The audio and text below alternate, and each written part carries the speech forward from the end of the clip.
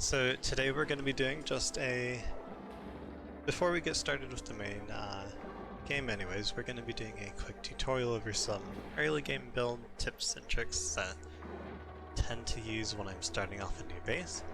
Just to maybe help some people out. There's some neat stuff in here that I don't really see too often. And so we'll go ahead and dive right on in. Now, this was built in a sandbox world, mostly so I could show things more easily, kind of show how they work when they've stabilized, and a little bit later on I'll show how you might be able to expand things to use more towards your mid and end game, or how they just straight up compare to each other, so you can know when you might have to plan on renovating or redoing something. However, first off, I'm going to start with the things that you need to immediately secure in a new base. Those things are food, either a source of heat or a way of mitigating the spread of heat, and your morale. Duplicants need morale when they learn skills. Each skill takes up extra morale based on its tier. You can see here the first tier adds 1, second tier adds 3, and it's not the last tier, but the third tier adds 6. However, when they have an interest, it'll add 1 morale, so it's effectively they need 1 less morale for that research or for that skill that they have an interest in. This is important because some of them give very important traits, such as mining with excavation, allowing you to mine abyssalite, granite, or a T3 diamond and obsidian. However, getting that morale early enough to break out of your initial starting bubble, and maybe even if you find a nice geode or you need to get through abyssalite into another biome for some gold, you need to be able to sustain that morale or your dupes are going to get stressed and start throwing tantrums everywhere. So there's a couple easy ways to do that. The first way is by setting up a simple bedroom. We look in the room overlay here. A simple barracks gives +1 morale, and all it takes is a single bed and at least 12 tiles. This means we can put multiple dupes in the same room here, and as long as they have a door and an enclosed space, they will consider that a barracks and they'll get +1 morale. Since dupes start with 1 morale, that means a single barracks will give you more than enough morale to get your first skill point in anything. And you can do that for every single one of your dupes right away. Another good trick for your barracks is just stick a flower pot and a briar seed in there. And then once you get a little bit more research done, just throw in some molding. We can go ahead and open the decor overlay over here, and we'll see that it actually has a fairly high average decor value. That buff briar is actually really strong and the molding stacks very nicely. This is going to give them a very solid average bonus to their, or a solid bonus to their average decor for the day, because they spend so much time sleeping compared to running around your entire base. Whereas normally you'd have to spread this decor out all over your base just to get the same bonus to your average decor, you can just stick some in here and they'll get it for at least 2 to 3 ticks every single day. You look at the schedule here, most dupes will typically sleep about 3 hours, and that's 3 hours that they're constantly getting that average. The other thing is most people may not realize it, but a great hull is incredibly easy to set up. You can probably get a great hull set up as soon as you have the proper research. All you need for a great hull is your very initial decor level here, so you can get a flower pot. And it'll go up in value once you get your second level decor, but you only really need the first level to get that flower pot. And the reason for that is when you look at the room overlay, a great hull requires a mess table, a 32 at least a minimum size of 32 tiles and a single plus 20 decor or higher item and a recreational building. So what you can do is, once you get your flower pot, and of course you also need your mess table, so you do actually need a second research up to meal preparation, your level 2 food research. All you need to do is go ahead and put a flower pot. A hanging pot is something you'll want to upgrade to later just so you can get an extra mess table. And go ahead and plant that briar seed in. You can also go with a buddy bud or pretty much anything that will plant in here. I'll go ahead and show you this briefly. You can go back into there, and we'll just throw one here. So a briar seed, a buddy bud, a mirthleaf seed, joya, those will all give you your plus 25 decor. You can go ahead and click on it here and scroll down. It gives plus 25 decor in a 4 tile radius and counts as the over 20 decor item for the Great Hall. And then you just slap in a water cooler, and that gives it gives a little more decor, but it gives the recreational item for the room. And a water cooler is your first tier research and colony development. So I'm sorry, you need 3 T1 or 2 T1 researches, your colony development, and your interior decor. And then you need a T2, which is your meal preparation for that mess table. Once you have these down, all you need to do is make an 11 by 3 interior room. That gives you plenty of space to put molding down, have your mess tables, have a hanging flower pot once you get it, and put in your water cooler. Still have room for 9 mess tables. And that is going to give up to 9 duplicants a plus 6 morale bonus.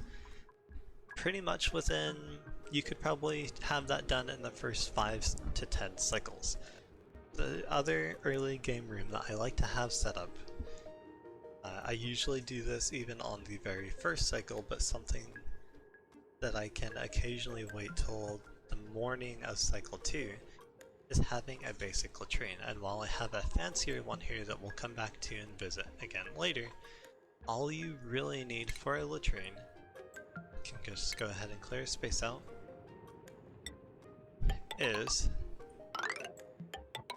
a very basic room that has to be at least 3 high, and then you throw in a couple outhouses, and you throw in a wash basin. And that will count as a latrine. And that gives another plus 1 morale. The other build I like to do isn't really a new one, I'd say, but something that is very much worth pointing out. Within your first 5 cycles, I recommend getting at least 20 mealwood planted. Typically, you can use the rule of thumb that 5 mealwood will suffice for 1 dupe.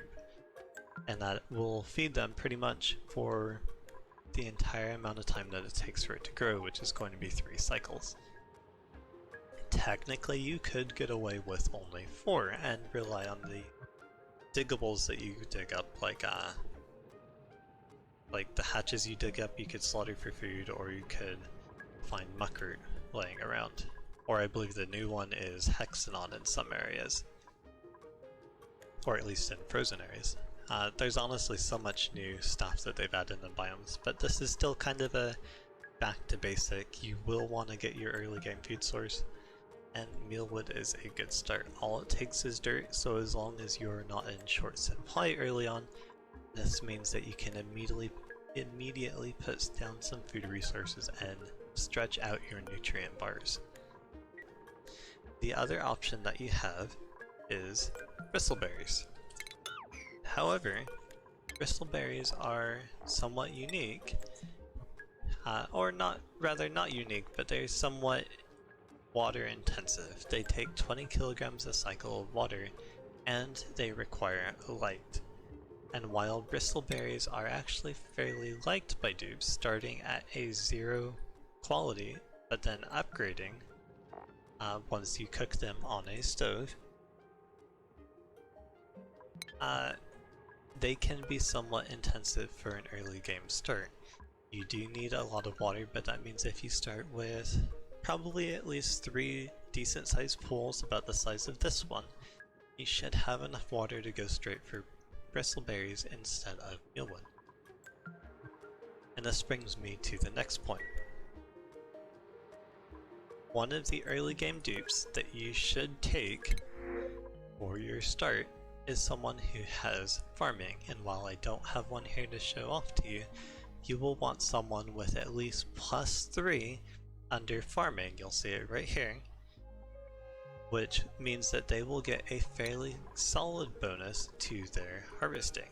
Now let's see, I had a dupe who has some farming.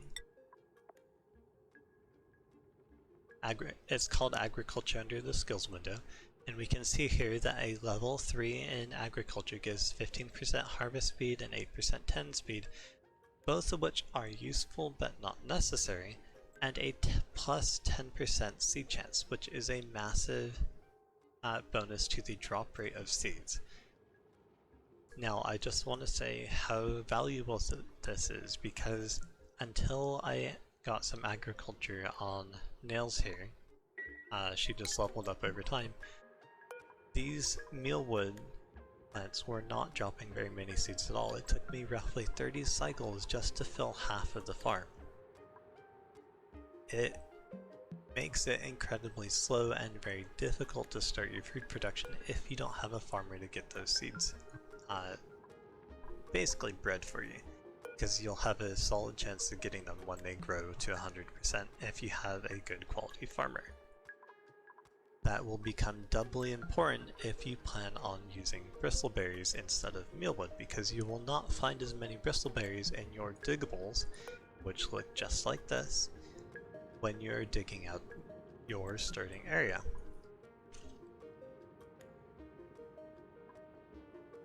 Alright, so there's a couple other things that you can do early game to help offset the costs.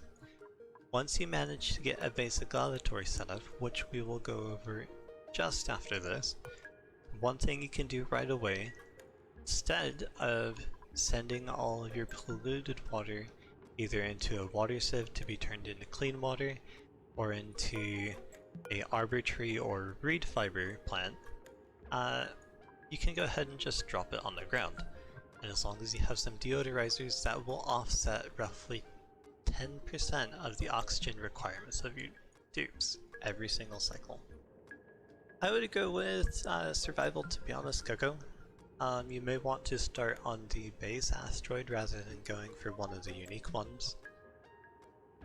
The unique asteroids, or rather the asteroids with to the right when you're selecting, all have twists on how the game is going to progress.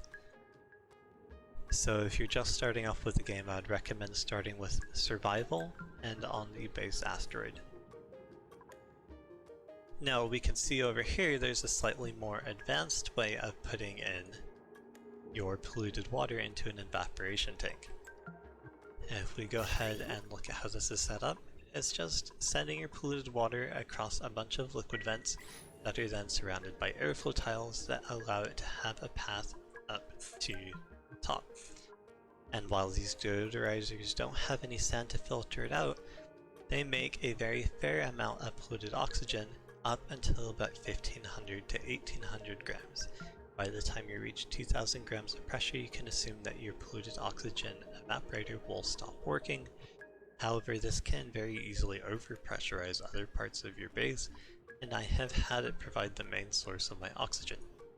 Just remember, if you're using lavatories, duplicants will only produce about 5.6 kilograms of polluted water extra from what they used in terms of clean water, so that will, even if you turn 100% of it into oxygen from the polluted water, it will only offset about 10% of their 60 kilograms of oxygen a day requirement. which is probably another thing I should mention just briefly. Duplicants require 1000 kcals a cycle and 60 kilograms of oxygen per cycle. So you can use that as kind of the baseline when you go into your vitals report, or not your vitals, your... Did they move it?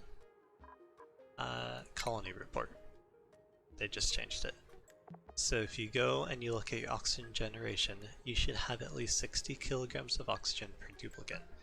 You'll be able to see the total removed and added, and just keep in mind that your base does tend to have a fair amount of oxygen, and that the more you expand it, the more you will need to generate oxygen to pressurize it, but then also the more resilient your base becomes against having oxygen depletion.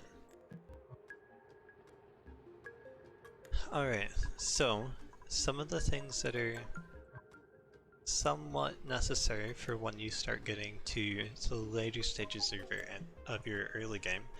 I would say typically once you start hitting cycle 15 to 20, you should at least start thinking about your lavatory.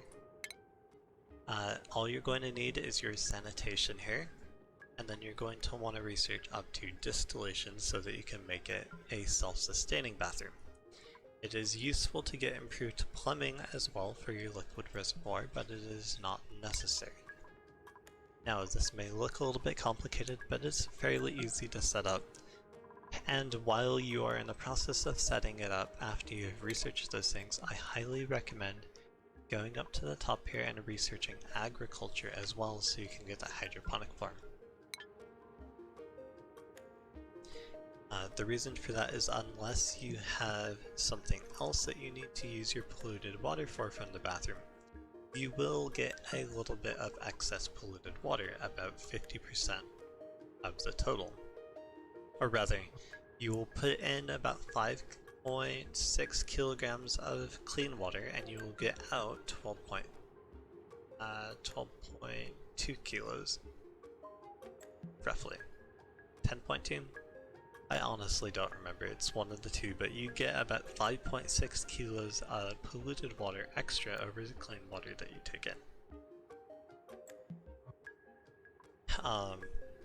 The setup, and what I like to do, is just have it so that duplicants can only go in the top door, and then they can only go out through the bottom door. They can go in through the bottom door, but the important bit is that they cannot go out without passing a wash basin. And this is something you'll want to set up for your initial lavatory as well, just because a duplicant that goes to the bathroom and doesn't wash their hand will get their germy hands all over the food and all over your base and all over everything, and you will have food poisoning everywhere. And that does not lead to fun times. Now, the main thing for setting this up is going to be how you handle the plumbing. That itself is fairly simple. What I have here is I have the outlets combining together because they don't output that much in one go, and then from the sinks and the lavatories both feeding to a central line, you then want to feed it down to a bridge. And the reason for that is a bridge will take out anything on priority when it has an input on a line, and will not output unless the line that it is putting out onto is empty. So what that means is that any polluted water that goes down this line and would eventually go down here to this arbor tree will instead go up top towards our water sieve with a priority. That means it will never go down if it has room to go up. And another way to look at it, it's not direction based, it's based on the input and output of the bridge. You can see that it has an arrow, or actually it's a little easier to see in that. So you see that it has the arrow here, and the arrow going in and arrow going out. It will always go in the arrow if it can, but it will only come out if it's not blocked. So first, in this line that I have set up, it will go here, it will go up if it can and into this liquid reservoir. If it can't, it will go down and try and go through this bridge going off to the side. If it cannot do that, which it can't because there's nowhere for that to go, it will then go down here and will go into our arbitrary. That means only excess polluted water that we're not sieving will go down, and that is important because we are going to feed our bathrooms, sinks, and our toilets only with the water that they produce. And since they produce more polluted water than they consume clean water, and the sieve cleans water at a 1-to-1 ratio, that means we will never run out of clean water for our bathrooms. And the simplest way to do that is just hook the output from your first bridge straight up to your water sieve, and then connect it to your clean water input, which you can just run over the input sections of your lavatories and your sinks. Now, I do have these liquid reservoirs set up here, and that's just so that it evens out the supply and demand. Especially early on when you are just setting up your lavatories, you can run into an issue where you don't have that polluted water go to the water sieve and then be cleaned and returned to the lavatories fast enough for your duplicants to go to the bathroom while they're on break. That will cause disruptions to jobs later down the line, and if you ever have a problem with this water pipe, for example, if your bathroom gets too cold or too hot and the water pipes break due to a phase change, you might have an interruption. But by having these liquid reservoirs, it means that even if I wanted to tear down all of these polluted water pipes and say reroute it to somewhere else, I still have probably at least 20 to 30 cycles worth of water here supplying my bathroom. Now, what to do with the excess polluted water? Since you will get an excess of 5.6 kilograms every time a duplicant goes and uses the toilet, you can figure for 10 duplicants you'll have 56 kilograms extra every single day because duplicants go to the bathroom once a day.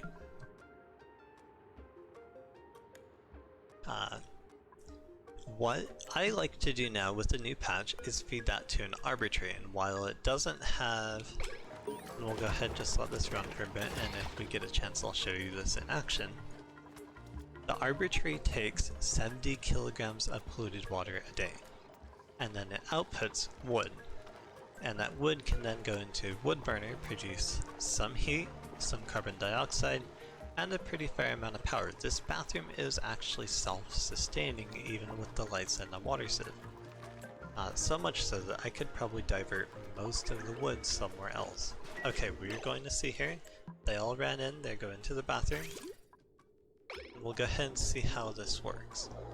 So you can see that polluted water is going down here. It's going to go up if it can, and if it can't, it's going to go down and irrigate our arbitrary. Now, we only have 4 duplicants, so this arbitrary is only going to be growing about half a day before it runs out of water. However, once you start getting up towards 10, maybe even 12 dupes, this arbitrary will start growing full time, and you may actually get water backing up. In that case, all you have to do is add another hydroponics farm right next to it, and feed the polluted water into that as well. Completely expandable and doesn't take much space. You will want to find a way to supply power to your water sieve, but as it's not going to be running much, if any reasonable portion of the day at all, you don't need to worry about it being a huge power hog. This means, honestly, this wood burner, even running the lights, only runs for a very small portion of every day when this battery runs out of power. Which leads me actually to my next thing. I'll go ahead and showcase it right here, is automating your batteries with a smart battery. If you have a coal generator or a wood generator, you can run out of that material very, very fast, because if you do not have an automation wire set up, say you have a jumbo battery instead, one of these here, which is earlier on the tech tree and only requires ore rather than refined metal, you will have that generator running constant, even if it doesn't need to supply power to anything. We'll see in just a moment this battery will fill up and this generator will just keep chugging along, wasting all of its power, producing excess heat and carbon dioxide, and doing nothing at all useful for us. However, instead we can go ahead and just connect this up with an automation wire, which requires a little bit of refined metal. You can go ahead and make that with a rock granulator once you get that research. It will stop the generator automatically when the smart battery reaches the high, or when it reaches the high threshold, it will stop, and when it reaches the low threshold again, it will go ahead and start the generator back up until it reaches its stop signal. So that's a good little way to save your coal, and honestly, I cannot stress how much of a difference it makes. You should, if you have the option, always be automating your generators so they turn off when your batteries are full. The other thing is every single battery will lose power at a certain rate.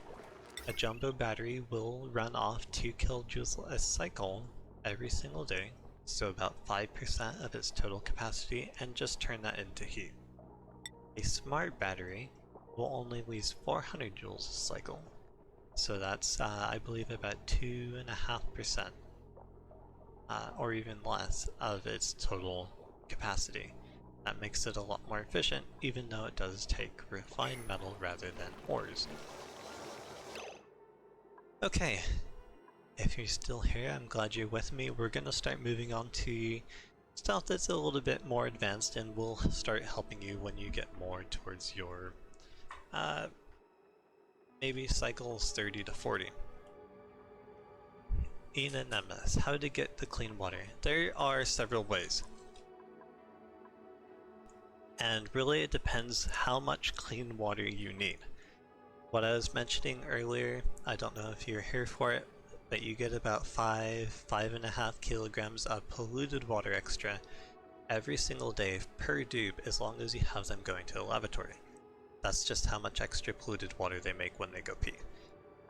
What you can do, if you only need a small amount of that clean water and you don't worry, or you don't really care if it has germs in it, you can just run that through your water sieve and use that extra little bit of water elsewhere.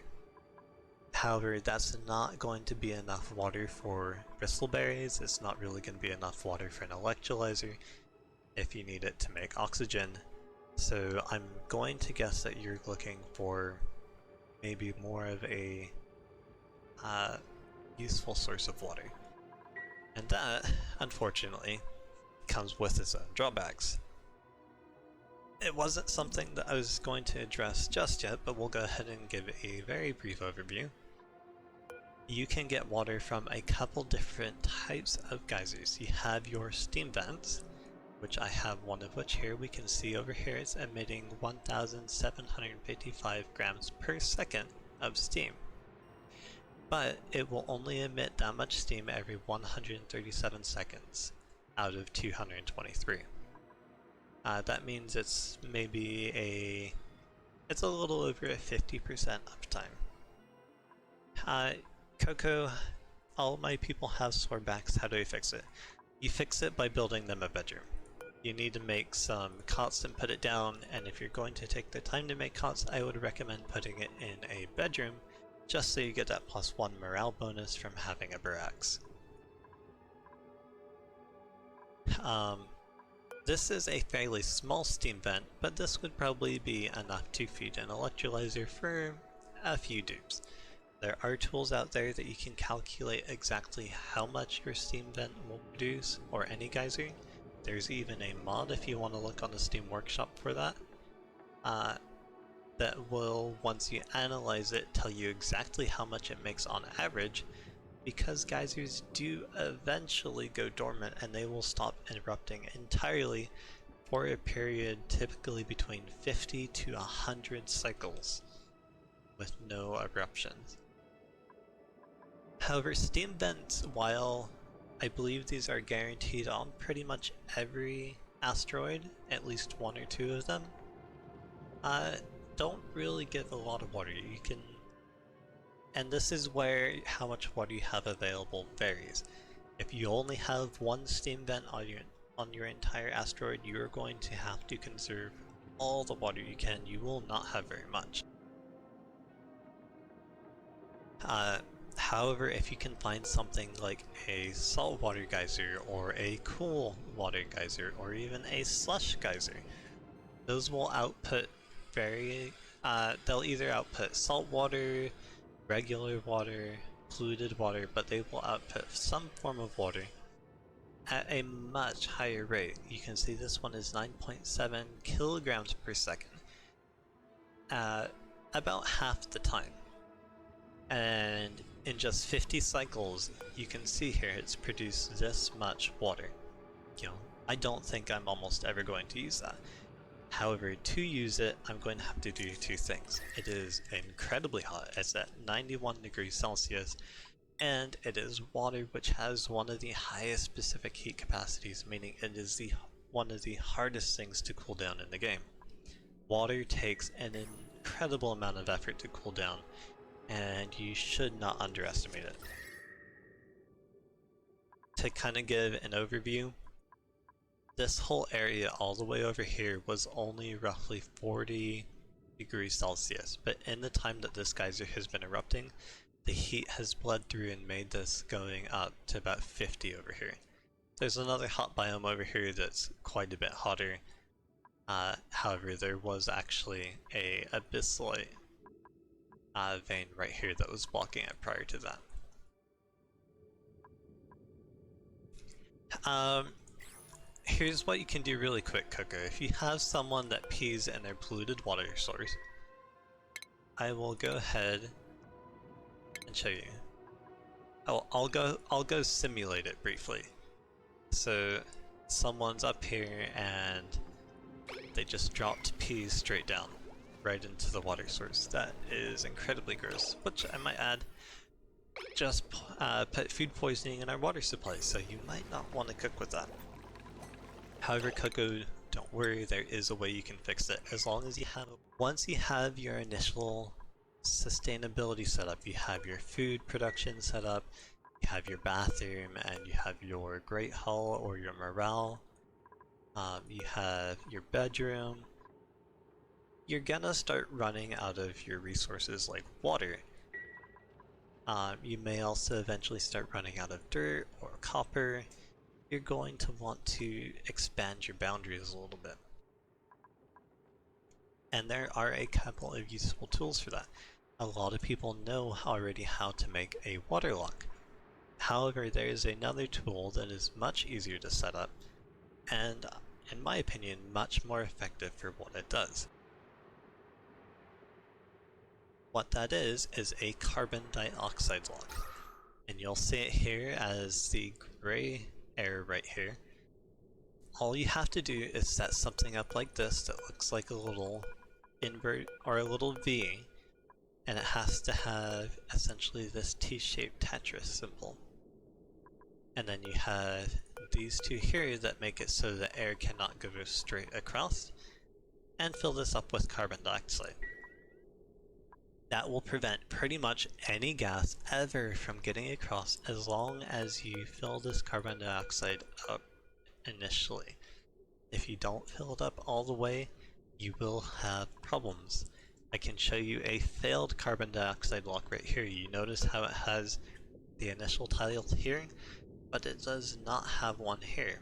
This is to simulate, for example, if you breached a natural gas geyser too early and you, like, say you had an airlock here, but then it opened up and it let the natural gas in here and broke your carbon dioxide lock before it filled up.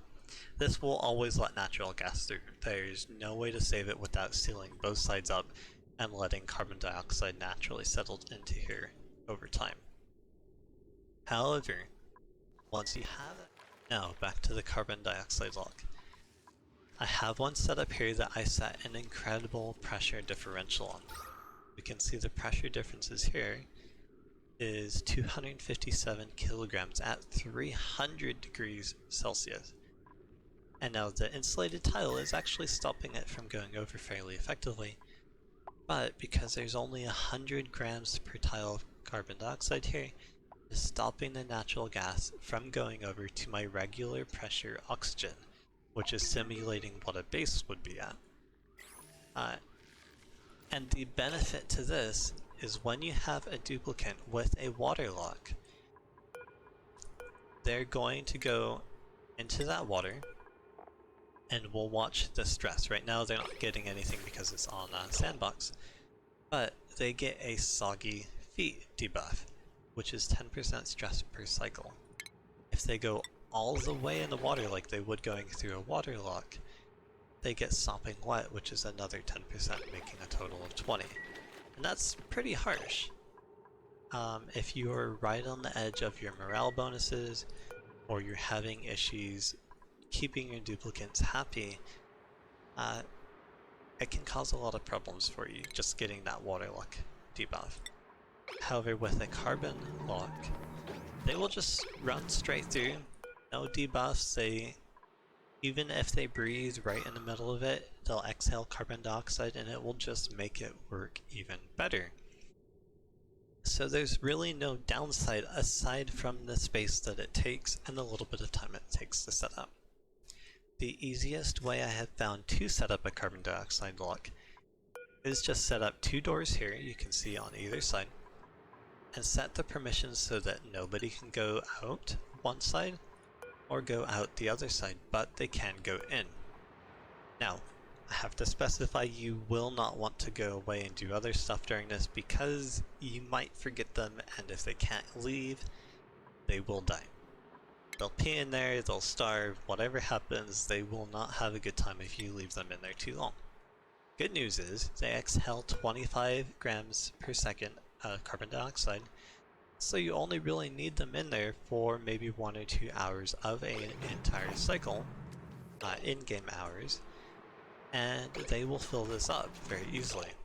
So you see Nisbet and Nails are in here, and while this was 195, the carbon dioxide they're exhaling is very rapidly increasing it. So you can just take 1 or 2 or even all of your dupes to speed it up, throw them in there, and then once it's filled up to have all 3 tiles as solid carbon dioxide, just go ahead and re-enable those permissions. Your duplicants will go run out, and you're good to go. You will not have any gas bleed over, you won't have much temperature bleed over. Alright, so I covered the CO2 lock. Now, one of the other useful tools for when you're exploring is a oxygen hit. And something I really like doing, instead of just making a quick little area for oxygen to build up, is making a straight up little rest stop for my duplicants. This isn't normally something I would put so close to the main base, it would be several screens away. And what it is just an algae terrarium, an outhouse, and a wash basin for them to clean their hands at. And what that does is almost no matter what kind of nasty gas there is outside, they can just run in here, go use the bathroom maybe, or just take a quick breath and then head right back out. This is really useful for before you get exosuits up and they need to actually breathe somewhere before they go dig. So this is more of a little early game exploration tool. It's something I like quite a bit, and adding that outhouse in there can save a lot of time. Nothing sucks more having your miners spend half the day running out to a dig and then realize they really have to go pee and then run all the way back and have an accident in the middle of nowhere that you then need to either mop up or have your duplicants getting gross soggy pee all over their feet every time they try and run. So this can prevent some of those little accidents. Let's see. One last tool before I go ahead and start going over a little bit more advanced topics even, is your oxygen generation for when you start getting to your maybe mid-game. Now, I don't know anymore if you can entirely have oxygen modules be self-sustaining with the electrolyzer. it should technically... Sorry, I needed some tea. It should technically be self-sustaining from what I've managed to see, but mine is just not working quite right. However, the concept is more or less the same. I won't confuse you with the mess that is all the piping right now. However, you'll just have an electrolyzer, you'll have a couple of gas pumps, and they will just go feed into a filter of some kind that separates out the hydrogen from the oxygen. Now that I've showed you how the electrolyzer works, I'll show you the way I prefer to filter things. So by pressing F7 here, we bring up what looks like a fairly complicated build, but in fact it's very simple. So what we have here is a system that runs 1 gram of an element constantly through a pipe, and then uses the system we were talking about earlier where a bridge will always take an input but only emit an output if it's not blocked. That means that this will effectively only ever stack the same type of element on top of the pipe. For liquids, it can stack up to 10 kilograms, and for gases, it can only stack 10 kilograms. If you run 1 gram per second through a valve, that effectively means that you can get the majority of any packet sorted into this without any power whatsoever.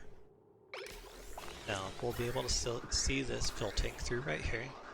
The oxygen will go straight past us, and the hydrogen will get pulled over.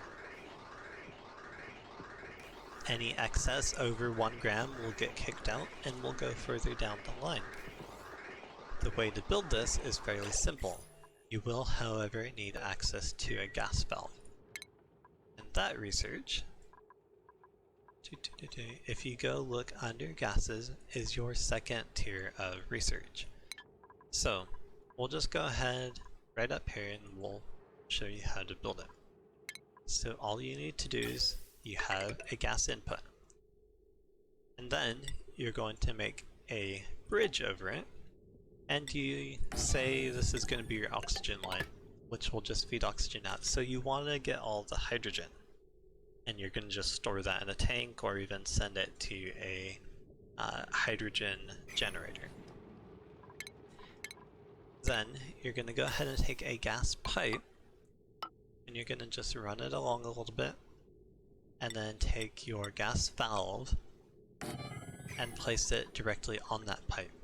Valves work the same way as a bridge, where if there is an input or the valve available, it will always output and take that input first.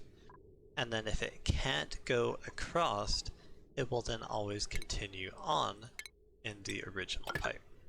So in this case, we're going to go ahead and put this here, and out of the output of the valve, we'll just make a straight loop. We will then set the valve to 1 gram per second. If you're not in sandbox mode, a duplicant will have to come and manually toggle this so it's set correctly. So just remember that if you're building it in a hard to reach space. Then we can just go ahead, I'll make a little room here and put down a gas reservoir. And you can continue this out and connect it wherever you need it to go. And what this will do is any element that comes down here will initially go in here, and then it will go through here, and the gas valve will say, I need 1 gram, and I'm going to send it around. And it will take some time to populate this, so you want to make sure you're feeding it only one specific element before you allow this to before you allow multiple elements to go through this pipe. If you don't do that, you will end up getting a loop of multiple different elements in here, and it'll make it a moot point. Again, probably the best way to understand is seeing it in action. You can see that there's only 1 gram or 1000 milligrams, which is equal to 1 gram, of hydrogen running through this pipe. However, when this piece of hydrogen right here goes down towards this bridge, it will stack on top here and then get kicked out because this valve doesn't care about anything more than 1 gram. And then the excess will just continue along its merry way, and the oxygen, which cannot stack, will then go down here and just keep going towards my vents. It'll just get spread around the base and generally do what I need it to. The best way for getting it set up is just have a gas filter built right next to your initial line of pipes, and then you just connect its output so that you can filter the single type of element that you want to go into your filtration setting at a time. So for example, I wanted to do hydrogen in this one, so I selected hydrogen. And that was before I had this particular bridge right here. So all my gas was filtered through here. Anything that wasn't hydrogen, I just pumped into my base. Carbon dioxide, chlorine, whatever, it just got pumped out. Didn't matter because I needed this set up right away so that my duplicants wouldn't suffocate. Only hydrogen was going through this line, so only hydrogen populated this mechanical filter. And as soon as this was populated, it takes about 2 seconds. If you're feeding it enough, then you can go ahead and just switch this. In fact, you can just straight up bypass it when you have everything done, and you'll be good to go forever. There are some other methods. One of them is to just straight up use a gas filter forever. However, gas filters take a lot of power and they can make things quite a bit more power hungry depending on how many elements you're trying to filter out, because they can only filter 1 element at a time. Okay, let's see. So there's a couple of other tips that I don't really have a way to show you because they're more concepts. The main one I've already kind of covered with Coco earlier was avoiding terrariums when you don't have a lot of water. Algae terrariums take 180 kilograms of water per cycle and turn that into 174 kilograms of polluted water. That means that over 10 cycles they're going to consume an entire tile of water. And you can see here, I have, let's call it about 30 tiles of water in this pond. That means that a single terrarium over the course of, what is it? So a single terrarium over the course of 10 cycles, or 5 cycles, will more or less empty a tile. So if I have enough terrariums, which I believe, see, these output 40 grams per second of oxygen, you're going to need a number of them to supply your dupes. You need at least 3 per duplicant. I'm basically gonna empty my pond out in 10 to 15 cycles. That entire source of water will be turned into polluted water. Whereas if I haven't had a terrarium down, this single pool of water, even with heavy levels of research, could last me 100 cycles easily before I have to tap into anything else. Terrariums are probably one of the #1 new traps aside from mush bars. They are not bad tools, they are incredibly useful, especially in something where you need a slow but steady supply of oxygen, like out in an area you're trying to mine, for example. However, using them as your primary source of oxygen is something that's better left suited for an electrolyzer or a algae diffuser. Another thing that is a trap that noobs fall into a lot of times is having your base overheat. You don't necessarily have your base overheat only because there's a hot area next to it. For example, if I had a lot of storage bins to try and clean my base up, and I just set them to take all types of raw minerals. Because I've only dug in my initial starting area, I only had granite, igneous rock, and sandstone. I don't really have any of this other material that's really, really hot.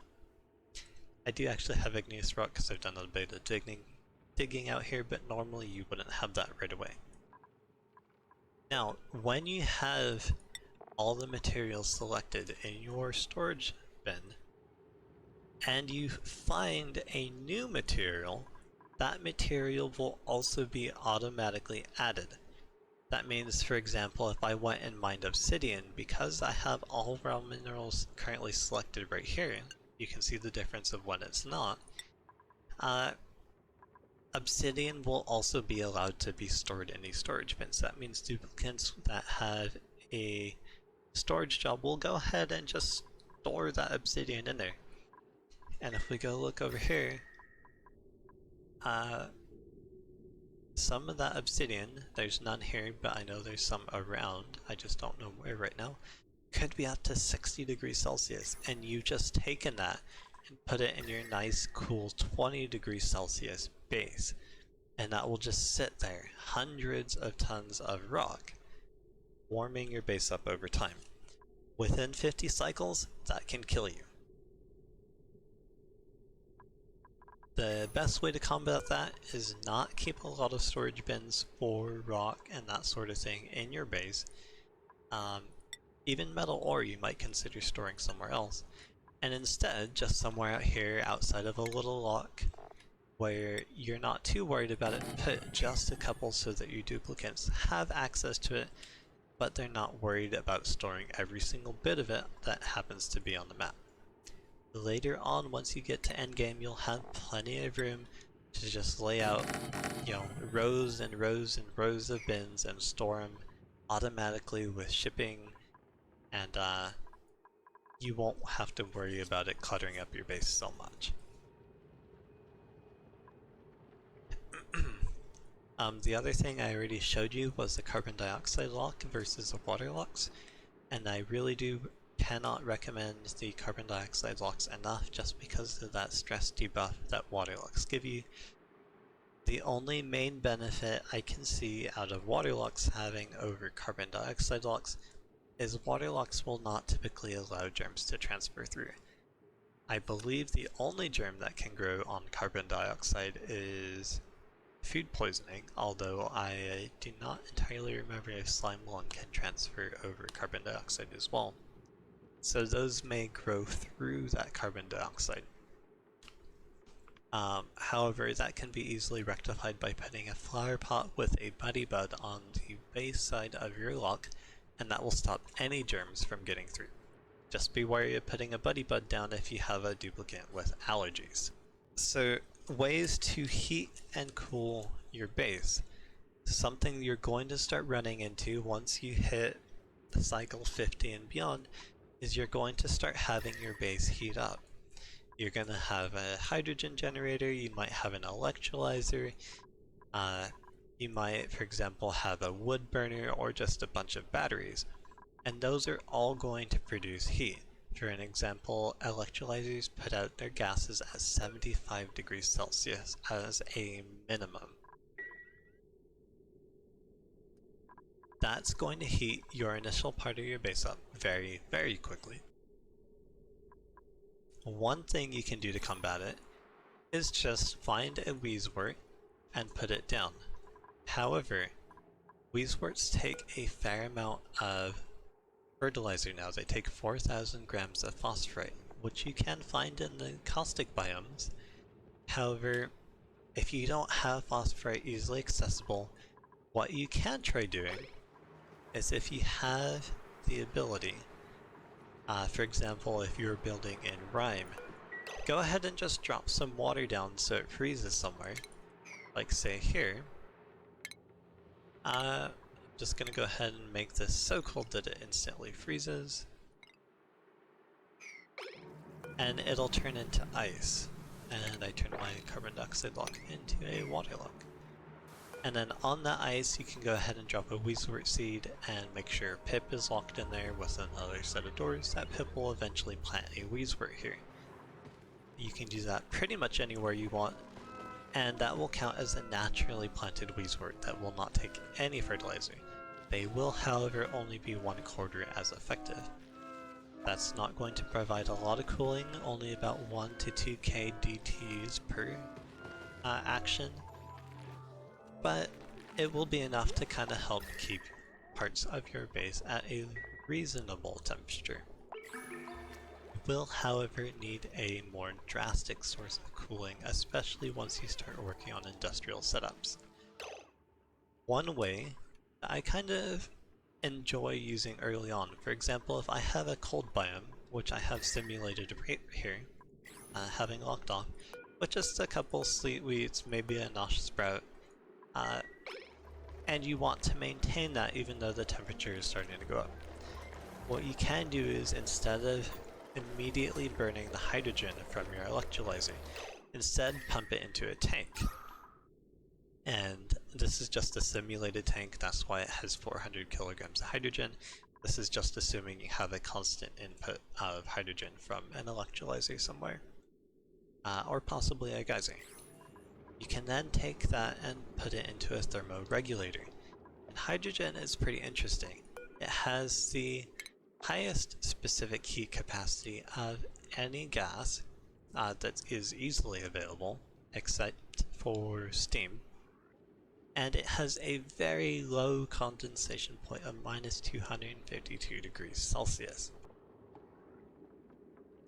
What that means is we can take a thermoregulator and cool hydrogen by a lot, and then use that hydrogen somewhere else to cool something wherever we might need it.